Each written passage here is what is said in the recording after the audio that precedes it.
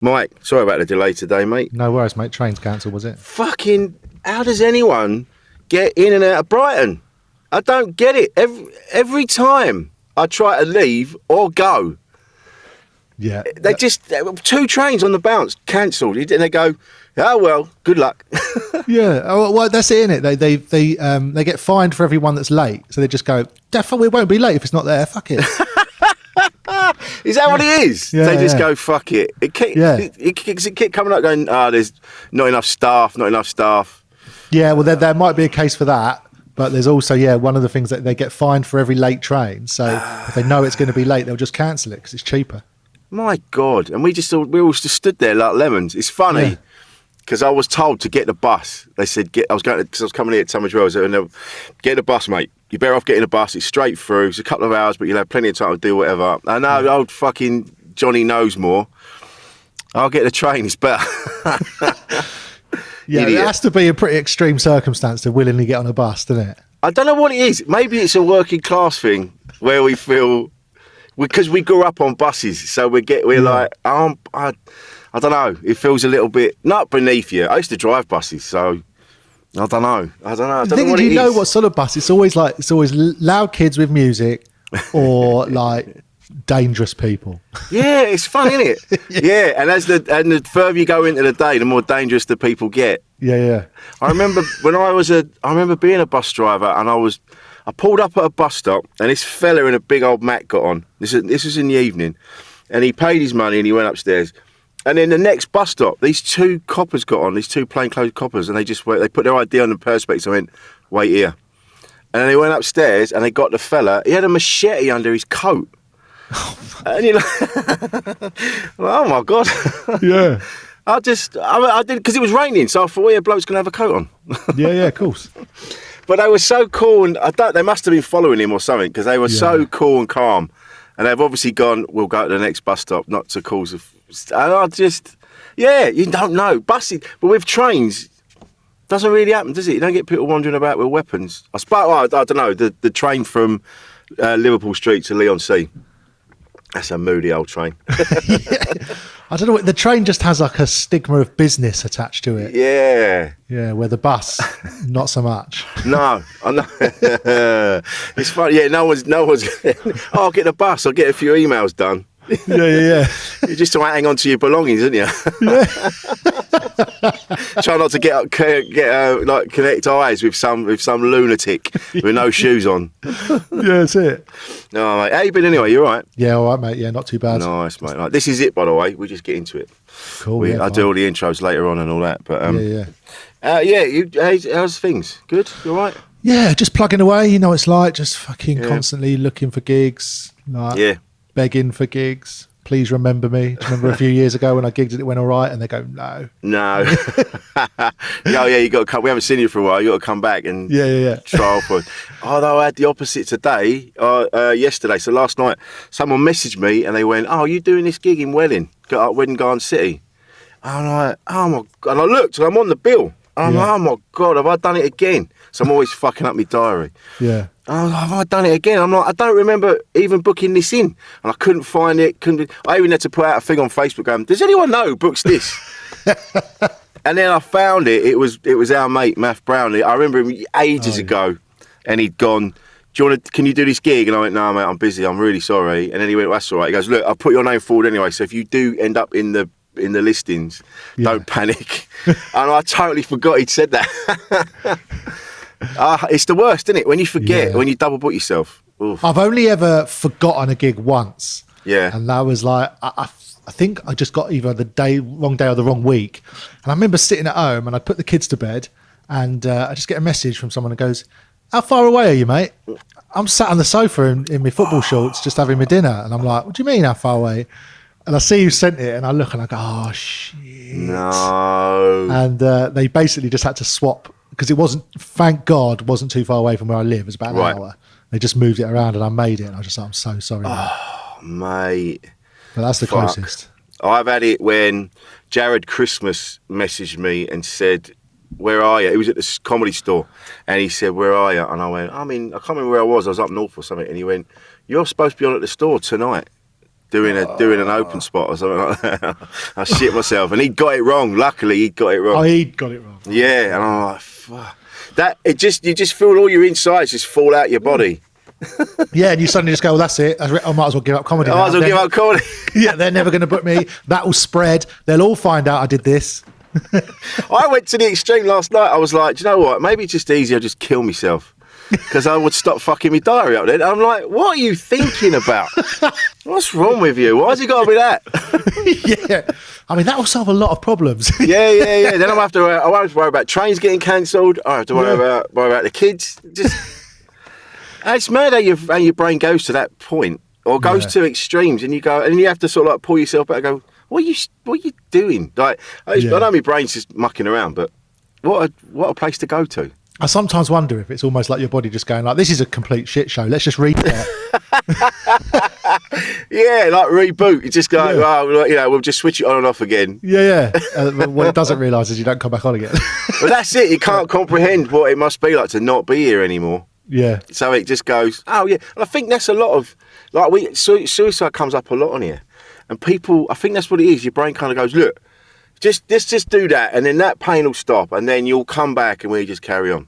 And I think that's where a lot of people go to in those extremes. I don't think, because I can't comprehend. I mean, people say when you're dead, it's like you're asleep, so it's the same thing. You're not aware of.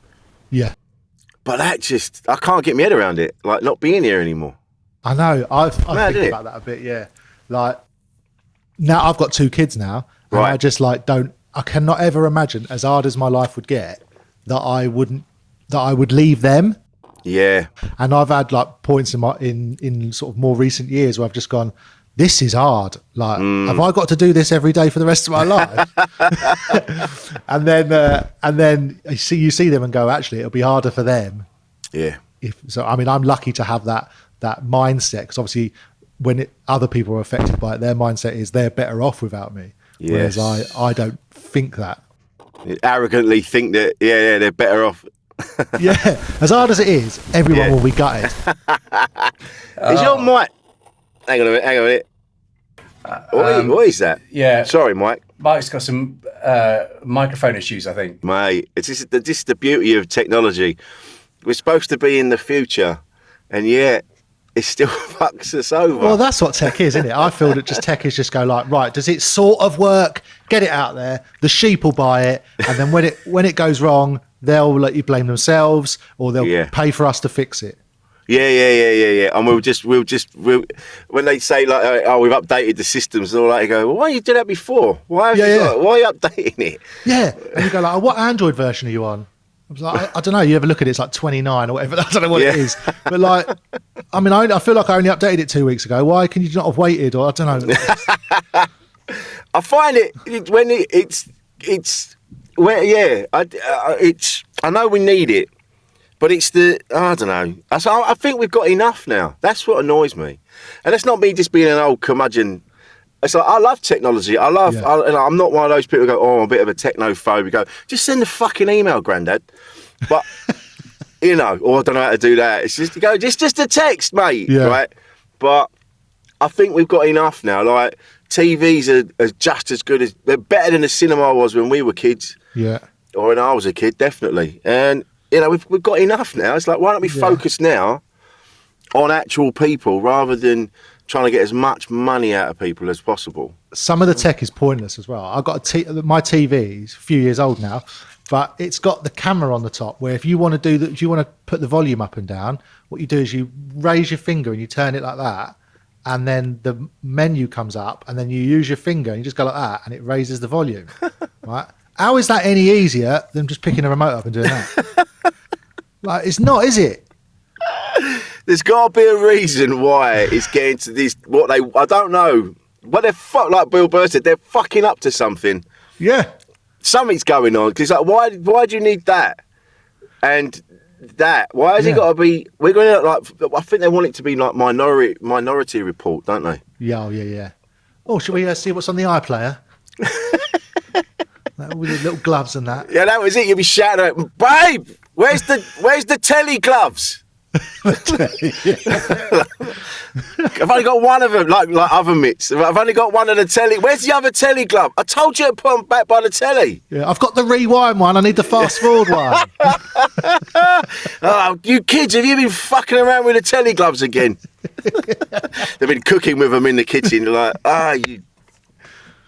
I don't know. Touch these. These are Daddy's gloves. Pink ones for the wife. Yeah. What did you get for Christmas? Just got some bespoke telly gloves. I love Daddy on them. Oh yeah, a pint of beer like embroidered on the back of them. Oh God! But that, I mean, yeah, you're right. I do love technology, and I'm like, it blows my mind about Alexa and things like that.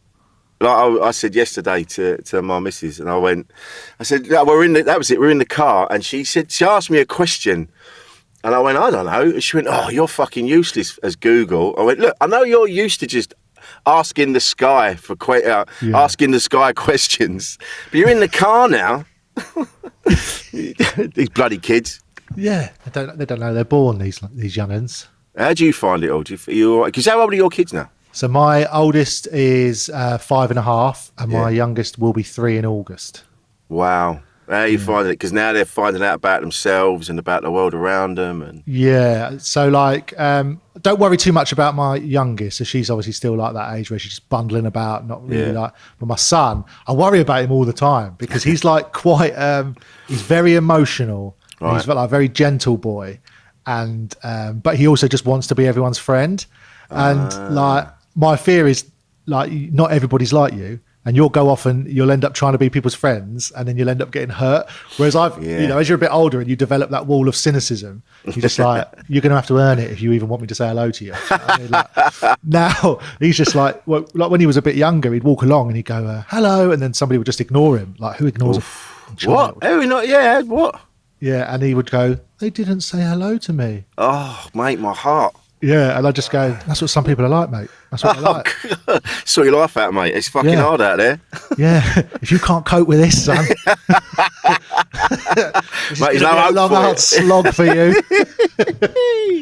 I was the same, though. I was always saying hello to people, and when I was younger, I did have this need to be liked by everybody. And when I was a manager of a bar.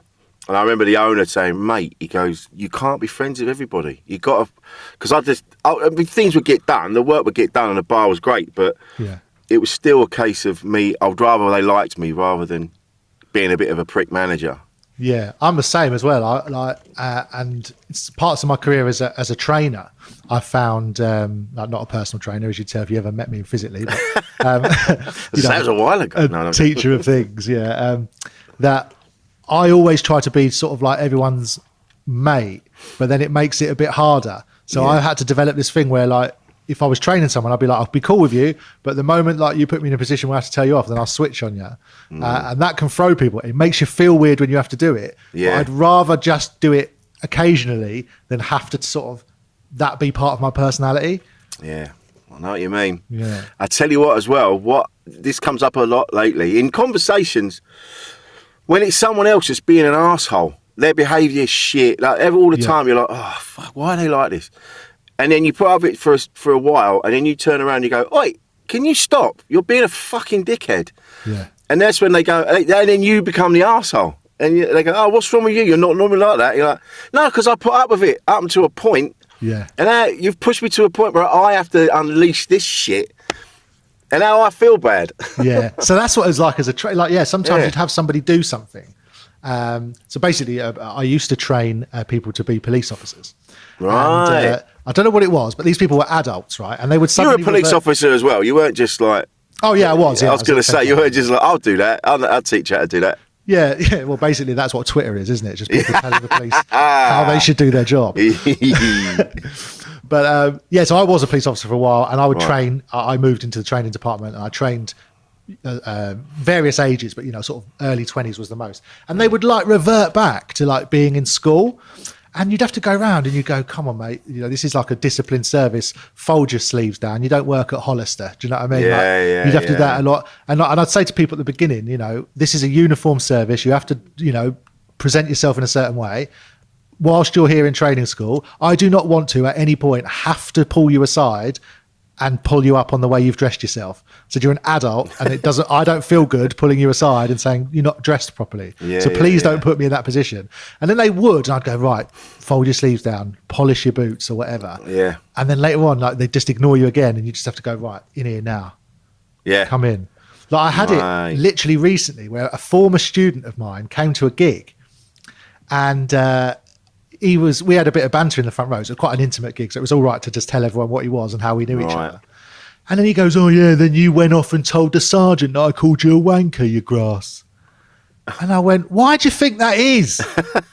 You can't be in the police telling your trainer that he's a wanker. Do you know what I mean? Like, you just don't get it. Yeah. You're not at the flats now, mate. It's not the estate. Exactly. As much as I'm all right with banter, like, as a person, I still represent a certain hierarchy in the job. Yeah. So I have to tell you if you're doing something you're not supposed to be doing. That's my job. Don't save it up. Wait till I've left the police for a year, then come after me with it. What made you want to be a policeman? Money.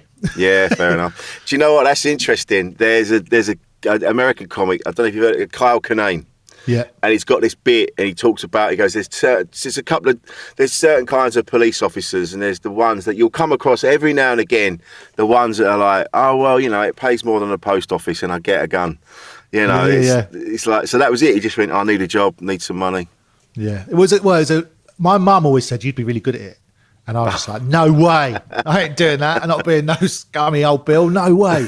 And then I went into, I worked in insurance for a year. I did forklift driving for a year. Right. And then my dad worked over in Hove, and he saw that there was an advert for driving prison vans. Okay. And it paid about $5,000 a year more than it did forklift driving. And I figured it's similar sort of thing, innit? Just driving around lumps. So I... yeah, pretty much same thing. Yeah, same thing, innit? It's all logistics, mate. Yeah, that's it, yeah. And I went and did that. And I did that for about 3 years. And while I was there, I just listened to the way that criminals spoke about people or life and stuff like that. And I just thought, these are some of the worst people that you've ever met. Like, I would deal with, I'd be moving murderers and paedophiles and stuff like that. And there's a lot of lad culture that thinks that they're like, oh, prisoners, we're all the same. You're not. There are lads who do some silly stuff, and then there are disgusting people. Yeah. And then when I separated the two, and one of the things that really stuck in my mind that prompted me, I was taking 4 prisoners into Lewis, and on the radio we're listening in. And there was a story where somebody had tried to intervene in something, and he'd been basically killed. He'd been stabbed to death or beaten up. And they all just that's what you get. That's what you get for trying to be a hero. And I'm just like, you lot are just completely broken. And that's when I thought, oh, maybe I could do the police. Maybe it's definitely more money. Maybe I am cut out because I'd got used to being around them sort of people. Yeah. And then I went and did it for a bit. When I got there, I realised that I don't have the commitment that it requires to do the role. It's full on, isn't it? It's just, you're never off, are you? No, you're never off. So you're expected to get involved in things even when you're off duty. Which, if you suddenly get a second career like I did, it's not really beneficial if you're on your way to do a open spot somewhere in London. You see something on the train. I'm not missing my open spot to go and deal with that. You know what I mean? It starts to stress you out a bit. It must have been hard, yeah. Yeah, and obviously your day job has to take priority. So when you're doing shifts, it took me such a long time to get anywhere when I started comedy because I was doing shift work. You could only do 2 gigs a month. Yeah. For years. So you don't get anywhere doing that. So I spent so much time just treading water. Yeah. Just trying to get on spots, trying to have people remember who you are because it's not anywhere. And you have to get momentum. So that's how I ended up in training, really. I just kept trying to go for jobs where I could have evenings and weekends off. And that's just how I ended up there. Ah, I see. Yeah. Must be hard because especially now there's a huge spotlight on the police. Mm-hmm. And now they've got that, what was it? I saw the other day. They're basically they're being heavily scrutinised. Yeah. Yeah, the Met have gone into special measures, apparently, because of their handling. I don't really know what that's all about. I know that it's, that the mayor has raised some issues about how the Met are operating and stuff. The difficult thing is that there's thousands and thousands and thousands of police officers, right? Yeah. And there are some bell ends. Yeah. Don't get me wrong, there are, right? But I mean, I was policing in Hampshire, which is obviously a completely different culture. But I know for a fact that other coppers don't tend to turn a blind eye to stuff. No. Right? There's this accusation that's always levied at cops. They always look after each other. Right? You might get a couple of people that know each other really well. Perhaps say like, where was I? I saw somebody once. It was a sergeant, and he'd been spat on, and Right. he gave the prisoner a little dig. Now, no one said anything outside of that circle, but people said to him, "You can't do that, mate. You can't do that." And he was like, "Yeah, so I just lost it because he spat at me." Yeah, right. It wasn't like everyone went, "Yeah," held him down and kicked him in. He got pulled up on it. It just, it wasn't reported. No. Whereas you also get people, I know with people you're working with them and they go, "Can I have a word?" And they've been pulled in the office and 3 people have gone, "We saw you do something bad. You're being investigated now." And that happens loads. Where people just don't tolerate bad behaviour from police officers. So this idea that the whole thing's corrupt is a misnomer. Right. Yeah. It's like all jobs, isn't it? There's going to be good and bad. Yeah. And I think I've got a mate of mine who's in the force, and it was all kicking off a little while ago, and he was going, "I just want to have my say. I want to have my say." I'm like, I know you do, but I don't know how you do that, because everyone's so up in arms about, they're just blaming the police force for the Black Lives Matter thing, and then this. I mean, and I don't know what the answer is to that, but yeah, you're right. There's good and bad in them, and it's. Yeah. I can't imagine what it must be like if you're one of the good ones, and you want the best for people, because you can't do your job properly because you're so restricted by bureaucracy and red tape and. Yeah, it's so hard. When you turn up and you want to make a difference, and then you're stuck with some of the you're having to do your job with your hands tied behind your back. Like there's certain things you can and can't do, or the paperwork that gets involved with it, and the criticism, scrutiny. I mean, by all means, if somebody wants to take on the role of going around telling people how to live their lives and stuff like that, then by all means their decisions should be scrutinized. But sometimes you just have to make the best of a bad situation to then have that decision that you just tried your best to worry that on Monday morning you could be in trouble because of something that you thought was the best thing to do at the time. So you're putting your head on a chopping block, really. Yeah. Even though you're trying your best, somebody else, in a few days' time when the dust has settled, gone, "Oh, do you know what? I would have done that differently." And now you're getting that I found was quite stressful. Yeah. So now you're out. Yeah, now I'm out. Yeah, I've been gone nearly a year now. Have you?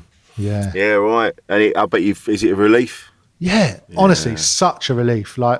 I spent a long time. So talking about that criticism thing. Yeah. I spent a lot of time, whenever you get that criticism or you read it in the paper or, you see this thing trending on Twitter, I felt like I was taking that personally for a long time. I felt like when people going, "The police are this, police are racist." People don't see you as a person. No. When you got a uniform or a badge and stuff. You're just the same as everybody else. Yeah. You got no individual thoughts, which I do, but you're not. When you're a police officer, you're not allowed to tell people your viewpoints on politics or whatever. No. So when people are just going all police are racist, all police are this, all police are that, they all protect each other, and you're just sat there going that's nothing like what it is. Won't somebody say something to tell them that's wrong? Yeah. And I found that quite stressful. So now I'm out of it. I feel much more comfortable. So if let's say I'm on Twitter and I see somebody spouting off something inaccurate, I will always go, "That's not how it is in my experience." And I'll try, I get a ton of abuse, but I don't care anymore. But most people, there is a community building up on Twitter where there's a lot of anonymous police accounts because people don't want to put their face to stuff, right? Because they can get fired. That's just saying this is actually the reality of it. This is why that comment is wrong. This is what somebody should have said about this. And there's an encouragement for senior officers to stand up for those police officers that are getting filmed and having their clips edited so they look like they're there's 5 of them on a person. Look at this police brutality. Well, that clip was is 5 minutes shorter than it should have been. It doesn't show the geezer attacking someone with a shovel. No. So that's what I found quite difficult about society, is just this constant want to disband, get rid of the police. They're not you're not worthy. Yeah. And then what would you do? Well, you don't, yeah, basically, yeah. If you haven't got the old bill, the people need to realise is that, you know, when they say, "Oh, you know, if the police weren't there, it'd be fine." No, you need to understand how many awful people are not doing stuff to you because the police are there. I know what you mean. Having met proper naughty people, there's just like you hit it on the head when they're like we've all got mates that dabble in this and that, and they muck up. You know, they're like low level idiots. But when you meet someone who's like proper naughty, like they're proper gangsters or they're proper, you're like, oh fuck yeah, they just have a look in their eye like having met someone that's killed someone, and you go, oh, you can just see it's a different level of criminality that you go, I never want to be around those people, not ever. It's you know, having met someone I used to know, and they were heavily involved in some stuff, and he was my mate, but if it came down to it, he'd chop your fucking head off if he had to. And you're like, whoa, that's something else. Yeah. Isn't and it? I bet his version of having to is like a very low threshold. Yeah. I can imagine it don't take a lot. Why'd you cut his head off? He took my last Rizzler. Yeah. Told him to step on my trainers, they were new. So now you're out. You're out there force. Now you're a full-time comic. Different stresses and strains. More the money thing, really. I imagine, rather than you know. But it's hard, and just the culture of gigs getting pulled last minute because audiences aren't going. Yeah. It's a funny old time at the minute. It's all There's some gigs that are thriving. There are some that people aren't just going. They're just not going, and you know, it's a tricky time. How do you find it? Like you were talking about being a parent, and they're young kids as well. And I found that I was a kid when I had my own kids, but I did find immediately that my worldview changed. All of a sudden, I was more aware of shit things, and I wanted to be more protective. And that was 30 years ago. So how does it feel now when it just seems like there's just war and upset? And how does that make you feel?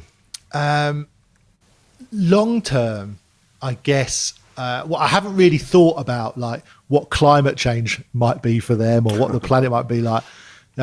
Make sure they can swim. Because I feel like I can't compute how bad that will be. No. Like people keep saying it'll be awful, and you know the sea levels will rise. But I mean, fortunately, my wife's mum and dad live in Barnsley, so if the sea levels do rise, they're going to have a lovely little seaside property in South Yorkshire. So Barnsley, oh, man, love that. I don't really know what that's going to look like. I worry for them. You know when they're going to be left with this absolutely boiling planet. But I can't compute how that is. I spend more time worrying about whether or not I've put them at the right school, whether or not I'm taking them to my son. I try to get him into things that I'm into, but he's not. Like I like football. He likes dressing up as female characters from cartoons. Like, there's not much I can do about that. And then I think, so how do I I worry about what do I do with that? How does it make you feel? Because it's, you know, like we've still got old school things pumped into us. So we're transitioning as well. I'm not saying that he's transitioning once, but it's a whole new world to us. Whereas when we were growing up, I'm a lot older than you. So when I was growing up, and if I put a dress on or I put on my mum's shoes, it'd be, what are you doing? Why are you fucking around with that? It would be a bit more like, it would be slapped down. Whereas I imagine now, those old school things are still there, but you're aware that it's wrong to. So I don't. Like, I've got no issue with him doing that, because the way I see it is it's only the child mimicking the heroes that they see on television, and we have probably got a lot better at having female heroes. So like, you know, when he's seen Frozen and he loves it, he wants to dress up as Elsa, just the same as I imagine some young girls like dressing up as I don't know, Robin Hood, Peter Pan, that type of stuff. So I've got no issue with it. Like he likes dressing up as the witch from Room on the Broom. Well, that's the main character from a cartoon he likes. So there you go. Yeah, I'm not alarmed. My worry is how the rest of the world sees him. That's interesting. So like he'll go to me, can we go to the shops? And I look at him dressed as a little witch, and my wife's bought him little like Cuban heeled boots, so he looks like so he's got like the proper gear. And then I look and go, how are we going to be received if I go to the shop with him like that? Isn't it funny?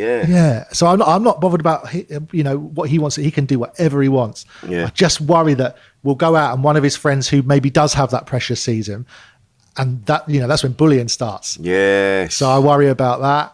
Or, you know, people just going like, have you seen how he lets his kid dress? He's a wrong un for doing that. Like, I don't know if anyone would say that, but I worry about that. Yeah, of course you do. You worry about how we're perceived and how it's because even though we might be a bit more open-minded and a bit more progressive, there's still a lot of people that aren't. And, of course, and are willing to judge you. Yeah, you're right, man. I hadn't thought about that before. Fucking hell, it's a minefield, isn't it? Yeah. You just want your kids to grow up happy and safe, and but you got to deal with other people. Like the other day, his grandma bought him these pajamas, like they're striped with tigers on them, and he absolutely loves them. And we wanted to go to the supermarket, and he goes, "Can I wear this?" And he comes up to me. He's got these pajamas on. He's wearing his Batman slippers, and he's got this little like sort of superhero eye mask on that is quite effeminate, actually. As I was looking at it the other day, I was like, that's actually got a bit of flair on it. And he goes, "Can we go? I'm Tiger Boy." And I'm just looking at him thinking, oh, how do I tell him no, he can't go like that? And I was thinking, and I just thought, when we go to the supermarket, it will be fine. You might have some people going like, oh, what's that? Go, fuck them people. Yeah. Like, the only thing my son is going to remember is his dad telling him no, he can't be who he is. Mate, yes. And I didn't want to be that.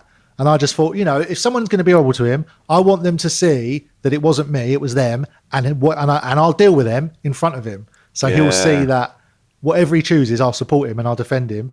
And hopefully that he'll have a better memory of that than he would do of me saying to him on the stairs, "You're not going out like that." That is so beautifully put. That's exactly it, mate. That's exactly the way. I hadn't thought of it like that because you're worried about what other people think. Yeah. So you're fucking right. That'd be you telling him no would be the thing he remembers. Yeah. Oh my God, yeah, of course. Because there's loads of things when I was growing up, and they're like, oh no, that's not what boys do. Boys don't do that. Boys don't do that. And and like boys are into football, and I tried to get into football because I thought I had to, but I just knew in my heart that's not what I was into. I didn't care. Yeah. That's a beautiful thing, man. Yeah. Smashing that, Mike. Oh, thanks, mate. That's a soundbite. That's it, mate. Yeah, it goes on the poster. But it's hard, isn't it? It is hard. Yeah. It's hard. How did you? So, did you always know you were going to be a dad, or you just kind of? Yeah, I did. I always wanted to be. Always wanted to. Like, and because you always hear that thing, don't you, about like you love your kids more than anything in the world. You just love them, they love you. And I just always thought to myself, how nice would it be to just have two people that just loved you no matter what you did? Yeah. Yeah. Just like, and I was always like, and I always wanted, I've always been good with kids, always enjoyed, playing, whenever I was around other people's kids, because my friends, a couple of my friends had kids a bit before I did. And I'd always find myself, whenever you go around anyone's house, I don't have any adult conversation. I'm sort of rolling about on the floor. I'm like, playing catch with them and stuff and that type of stuff. So I was always excited about doing that. I just didn't know how hard it was going to be. No, it's instinct kicks in, doesn't it? So you're doing things that you didn't know that you could do when you have them. But there is that. Yeah, it's full on. Again, it's like when, being a police officer, it's 24/7. Yeah. You have a moment where you having to lie down, all right, they're in bed. Right, we can have a bit of dinner. We can watch a bit of telly. But then they're up again and you're off again, and it's constant. And it's like that until they get to be teenagers. And that's the other thing as well. That's what I learned, is that all that time I was worrying about them and their best interests, and they were like, "Oh, I love you, Dad. I love you, Dad." And one day they get to be teenagers, they're like, "Oh, fuck off, Dad. Don't need you now." And then you're sort of left going, "What do I do now? I don't know. I don't know what I like. I don't know what I like. What to do." Do you know what I mean? I think that's why you become great grandparents, because you've kind of made all the mistakes. Yeah, basically. But it's hard, isn't it? And it goes quick as well. I would make the most of it because it goes quick, man. Yeah, I've thought about that a lot recently, actually, because already my boy's finished his first year at reception at primary school, and it just I haven't really paid a lot of attention to it, because you're trying to work and you're busy and you just drop him off to school and you do what the school asks every now and again. You go, and then before you know it, you're going, that's his first year gone. Yeah. So he's only got another 5 at that school, and then he's on to another high school, by which time you don't get as much involved in your high school because they can, you're less likely to take them and drop them off and stuff. And then before you know it, they've gone. So like, I am conscious of that. Honestly, it goes quick. Like that, like you've just said, you get that. You go, oh, they're just starting school. Oh, they're in primary school. Oh, they're just starting secondary school. That photo of them in their uniforms, or just off to big school, and in the blink of an eye, they're doing exams, they're getting jobs, they're going to uni, they're doing this, and you're like, I've just bought them school uniform. How the fuck is this happening? Yeah. And then all of a sudden they're 30. Like my oldest is 30 years old. And I'm like, how am I a dad to a 30-year-old human man with a beard? How old were you then when you had kids? Like 18 or something? I was 20. 20? Yeah. So I'm 50 now. But yeah, he's got a fucking beard. He looks like a proper Viking. He's like, both my sons are like 6'1", 6'2". And I look at them like, how did I make that? Yeah. That's what my mum's like. My mum had me at 21. And really? Yeah, so she's 60, turned 60 this year. Last year, turned 60 last year. Yeah. Yeah, I turned 40 this year. Did you? I will do in November. Ah, I thought you were younger than that. Oh, mate. Well, that's what happens when you don't do all the night shifts that the police want you to do. Just crying in the services over the money you didn't get from a gig. Yeah. Instead. Have you got a good relationship with your parents? Yeah, pretty much, yeah. We, my mum and dad live in Kent. Right. Obviously, I live in Hampshire, so we've got a bit of distance between us. But that's only due to sort of work and life choices and stuff. I see my mum tons. She comes when she can, when I need a bit of extra help to look after the kids. Like, not as much as I'd like, but you have to book it in advance. And Yeah. And my dad, I have a great relationship. Like, me and him, we bonded over football. Actually, going back to that point. Yeah, so me and him are both Arsenal fans, and so we basically start all of our communication with watching a game tonight, or like I messaged him earlier on because there's some leaked footage about Gabriel Jesus who's coming to Arsenal. Right. And it's been like one of the most drawn out sagas. He's been coming for about 4 weeks. I think he came down the M6 on a milk float. Right? And I saw there was a clip that got leaked today. So straight away I messaged my dad and go, here, look, have you seen this? Have you seen this? So we bond a lot over football. Yeah. Same with it's like my dad and I, it was music. That's how, because he took me to see my first band when I was 14. Yeah. And so there was always music on when I was growing up. So there was always records around. And so music, and even now, like, he's 70, what is he, 75, 76? And even now we still talk about, I see the Damned have got a new album out, or this is happening, that's happening. It's always music. Yeah. Because that's how a lot of dads, there's something in there between dads and sons. There's that one subject that you talk, like, you might go, how are you, Dad? He goes, yeah, fine. Did you see the Arsenal the other day and all that, Yeah. It's funny, isn't it? I was always worried. I was like, I wish we talked about more stuff. But then I'm like, at least we've got something. Yeah. Isn't it? And it's a way of them, it's a way of them showing that they love you. Yeah. And I'm glad for that, because my dad didn't have an easy upbringing, and he's very much emotionally a closed book. Yeah, same as mine, Dad. Yeah, you don't, like, I don't tend to know how he really feels about many things. I know when he's annoyed. yeah, because I can't open my eye. Oh, cheers, Dad. All right. Yeah, I'm sure I did something somewhere. Yeah. I remember once when touch the mic. I accidentally, I'd done something, and he went to do the dad thing when he went to slap my legs and go, "You've been naughty," and I pulled my legs up, and his hand ricocheted off my knee, and he punched me in the face. Oh shit! And my eyes were, and I've never seen a man look so gutted in my life. Yeah, like, he'd lost his rag and went to give me a little beat around the legs, as people of that generation did, and just accidentally caught me in the face, and my eyes swelled up a bit, not much. Yeah, but I always remember seeing his face. He was just like, "Oh no, what have I done?" Yeah. Oh god, it's funny. It's like, it was just how it was back then. And like, people go, "Oh, you can't be eating your kids," and like, you go, "No, of course not." But that's just how it was back then. Yeah. And I know, like, my dad recently, he went, "Well, your mother and I never laid a finger on you." And I'm like, "What are you fucking saying?" I didn't say anything. In my head, I went, "What?" But I went, "No, I know, Dad, you and Mum were always good. You did this, you did that." And I'm like, "What are you chatting about?" Yeah. What they mean is, I didn't hit you when I didn't need to. That's it. Yeah. I didn't just go around beating you up for the sake of it. Yeah, I wasn't getting a buzz out of it. It had to be done. And I get it, because I was a difficult teenager for various reasons.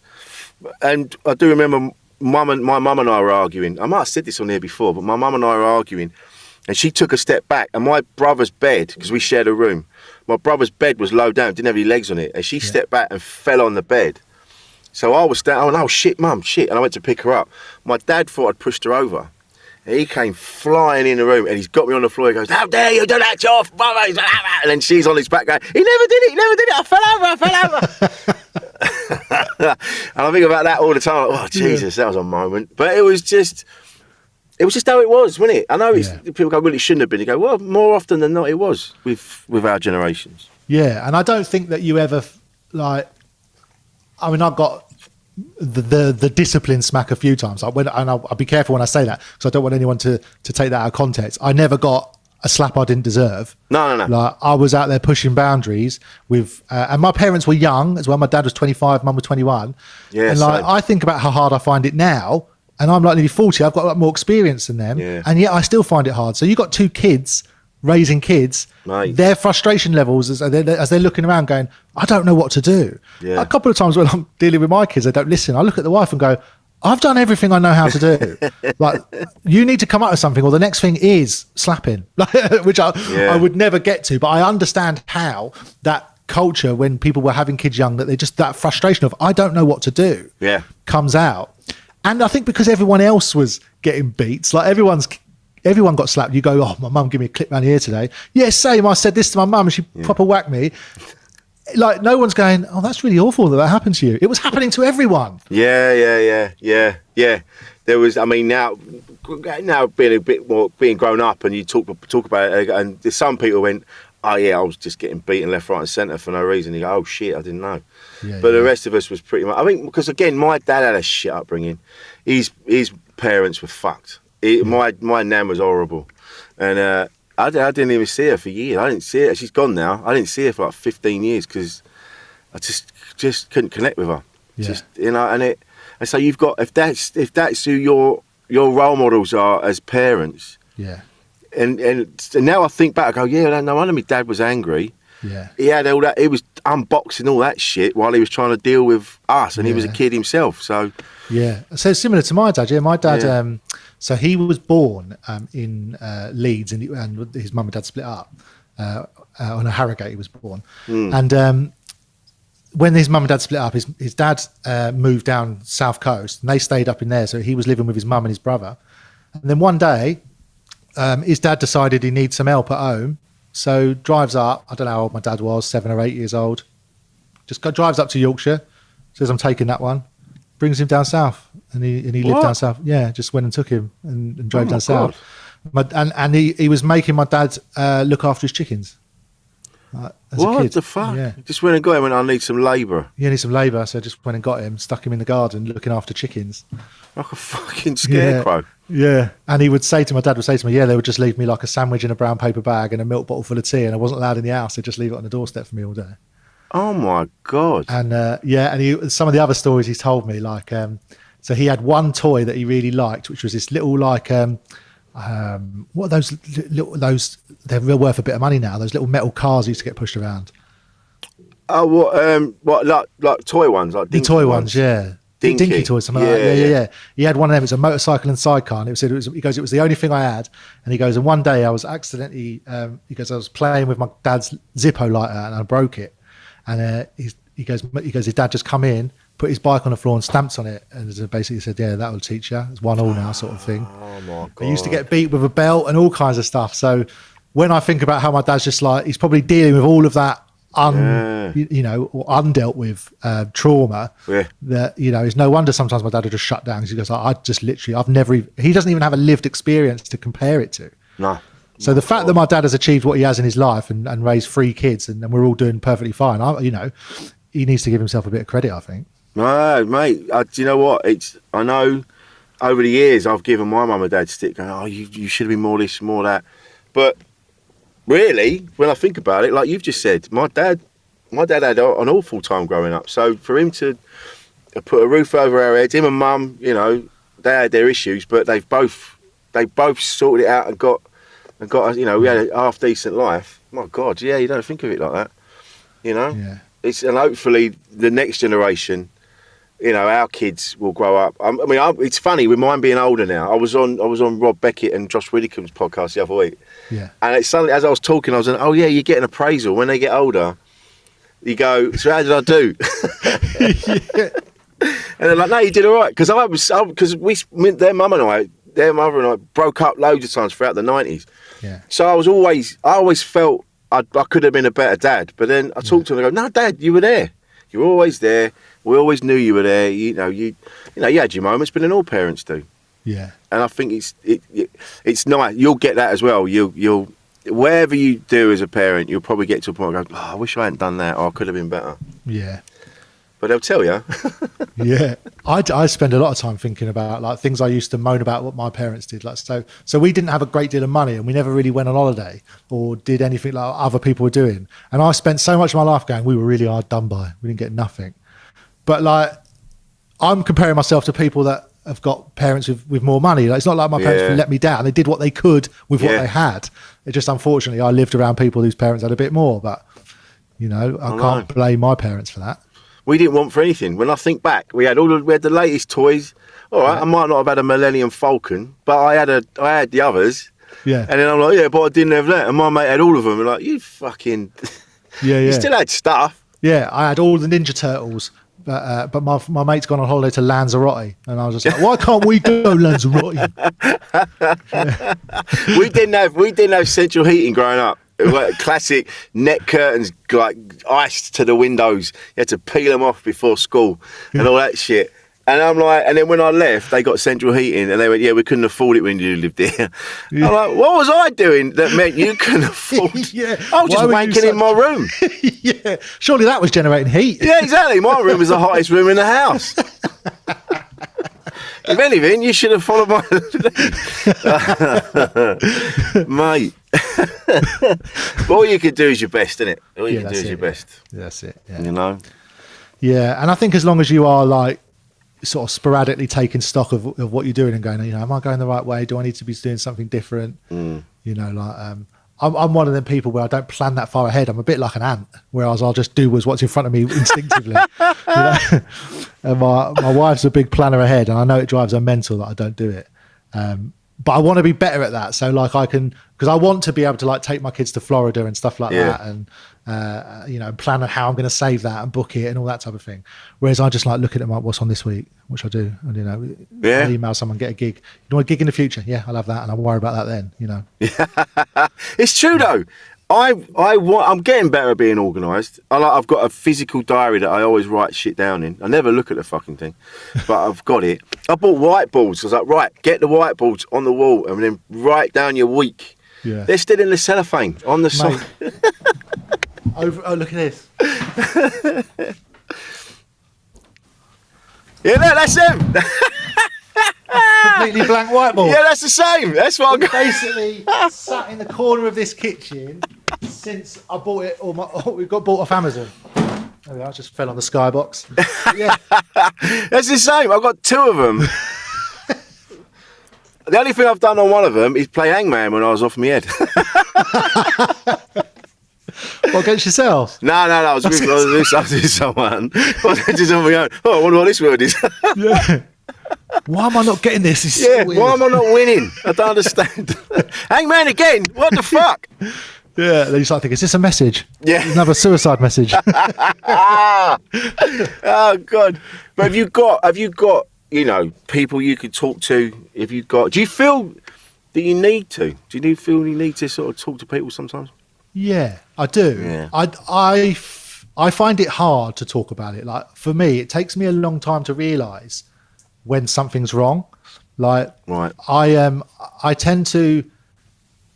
So what's happened to me before? So when my daughter was born, so obviously I was doing comedy and policing at the time, and we also had my son who was 2.5 when she was born, and that's when I first had like a proper wobble, whereas I've just gone like, I'm doing too much, like, right, yeah. And I felt like I couldn't remember how I'd been with my eldest. So I was looking at it thinking, oh my God, I've forgotten everything I'm meant to do. What am I meant to be doing right now? And then you're thinking like, oh, I've still got to do that. I've got to do that. And I'm just pulling myself in too many directions. So that's when I just had to have I had a month where I just went, I need to just stop doing everything and just focus on being a dad. Yeah.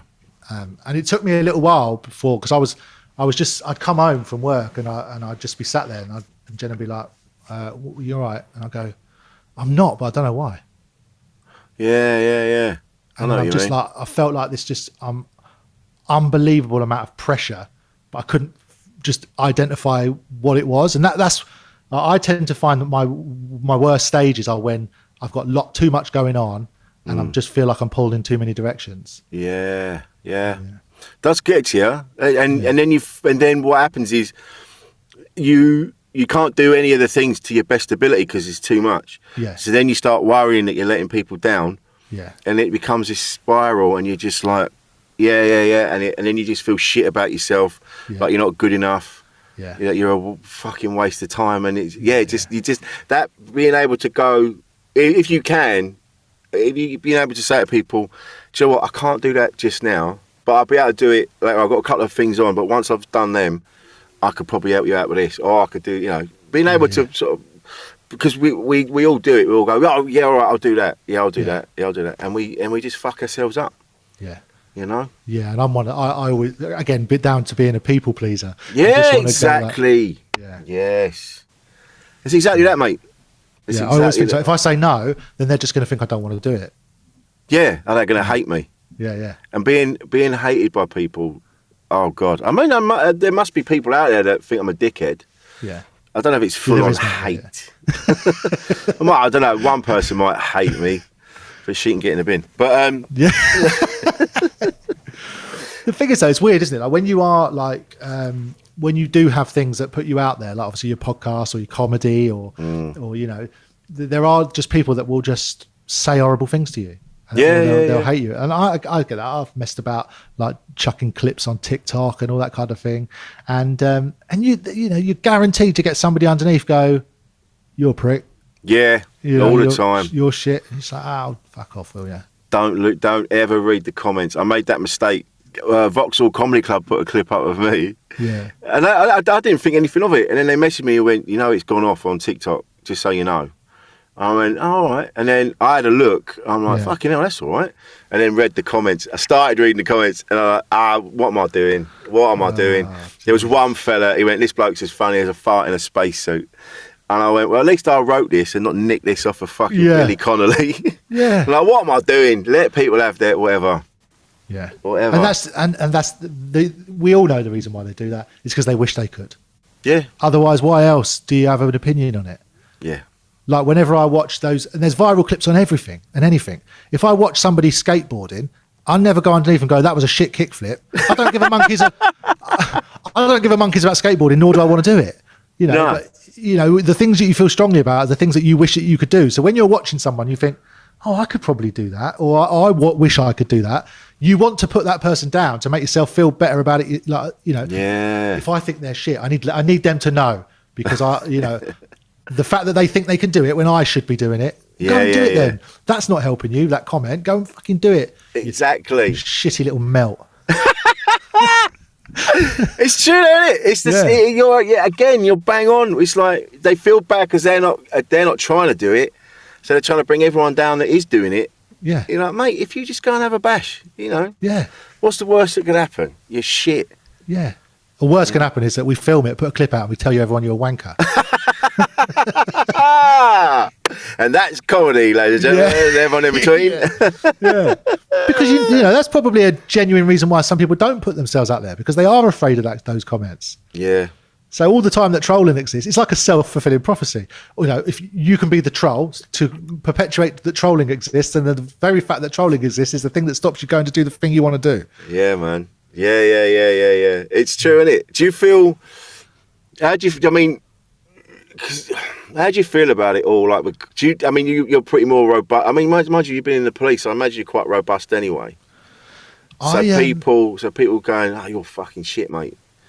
Yeah, I don't.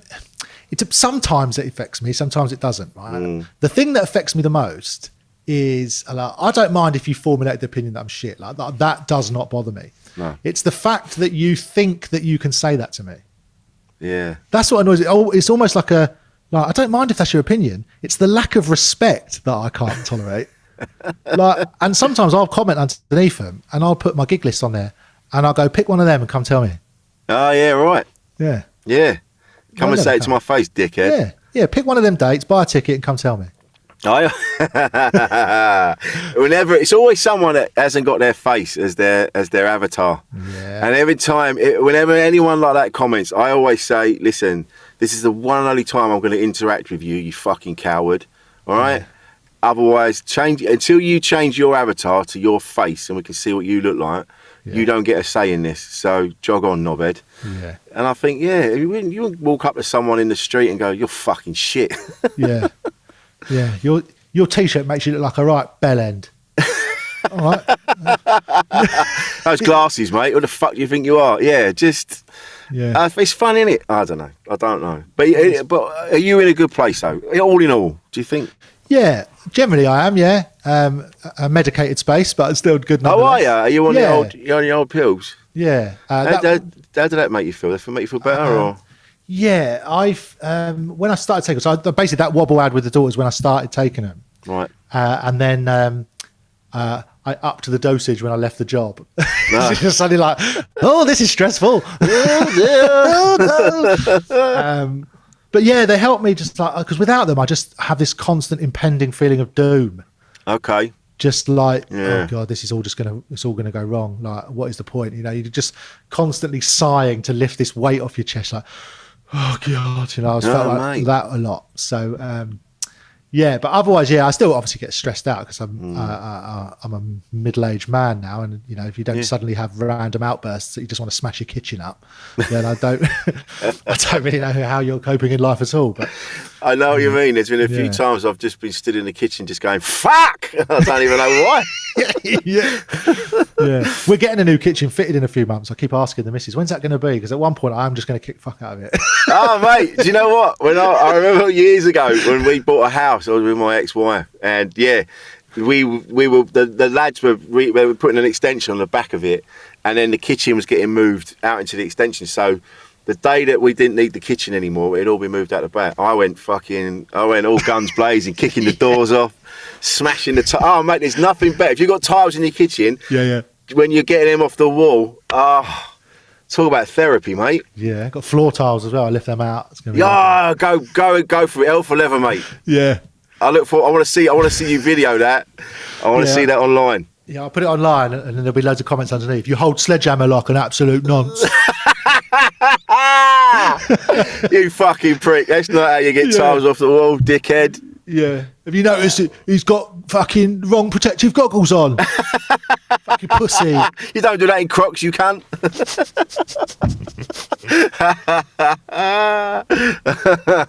Sorry about the C word there, everybody. Comes up now and again. Mike, this has been amazing, mate. I knew you'd be good chat. Cheers, man. It's been lovely. It's been nice to be on. Oh, it's been lovely, mate. Where can we find you? Oh Christ, I've got a few gigs coming up. I need to update my website. So, but don't we all, mate? Don't we all? Eventually, I will. So we wonder why no one comes to see us. Yeah. Don't know where we check are. Check my website out. That's what I do. I check my website out. Come and say it to my face, and they go, "Oh, Will, he ain't got no fucking dates up." This is 2018. I am. Me and Simon Lomas are opening for Bill Bailey the Friday and Saturday. Oh yeah. So we're get in, mate. On one of Wayne Beace's gigs. So we're doing Walsall Arena Friday, and then wherever we are Saturday. Let's see. I haven't looked past it. I'm the same, mate. I know day to day. I'll go day to day gigs wise, and But what about online? Where can we find you on the socials? So you got, I'm on Twitter, so if you want to get involved in police debate or just me being a general bellend, Twitter is at Mr. Mike Cox. Instagram's probably the best one, comedy_Mike. I've got a Facebook page, but no one ever really uses anymore. Or my website, www.michaelcoxcomedy.com. Nice one. Did you get, I remember you supported Clinton Baptiste. Yes. And then there was that story, I think you met Chris Moyles. Yeah. and he took the piss out of your name. He tried to. He tried to, and you just looked. You just stared at him like Yeah. you'd never heard it before. Yeah. You Yeah. just went, Mike Cox. And he went, Is that your real name? I just went, yeah. Do something with that, Chris. Yeah. I do remember being at school with a guy called Mark Hunt, and when Nice, you. Yeah, and he used to get stick, and then one day he came into school and he was 8 foot tall, and no one took the piss again. He just kind of sprouted, and everyone's like, okay. I got interviewed by an online magazine or paper from Chicago, and they were basically just interviewing well-known people called Mike Cox, or say well-known people who were in the public eye, whatever. So there was like this, there was a doctor, an actor, me as a comedian, and there was someone else, and all about our experiences of being called Mike Cox. Like, as a kid, never came up. No. Just hard, like, no, Cox I got a bit of banter for, Yeah. but like nothing that, not that you would consider hurtful or bullying or anything like that, and nothing to do with the fact that it's like my Cox. It's not even really a sentence anyway, is it? No, of course it's not. You have to really work hard to make that into something, and so it never really happened. These poor people in America got rinsed. Like, their stories were, that every day was relentless at high school. It's like, of course it was. You went to American high school. Shitholes. Yeah, you fucking right. Yeah. I do remember there was a kid at my school called Martin Cox, and we were running around, and then someone shouted out, quickly, everyone touch Cox. And I just fell on the floor. What they meant was touch Martin, but we were in an all-boys school. Honestly, I think I laughed for a whole day. Yeah, I'm going to use it actually, my name at one point when I'm big enough. Eventually, if people please subscribe to my website and all that type of thing, and I get a big enough fan base. Like Lady Gaga calls them. I don't know what she calls them actually. The monsters or whatever. Oh yeah. My fans are going to be called the Mike Cox Massive. Mate, oh my God, excellent way to finish. Well done, mate. Cheers, mate. Thanks, Cheers, mate. See you later.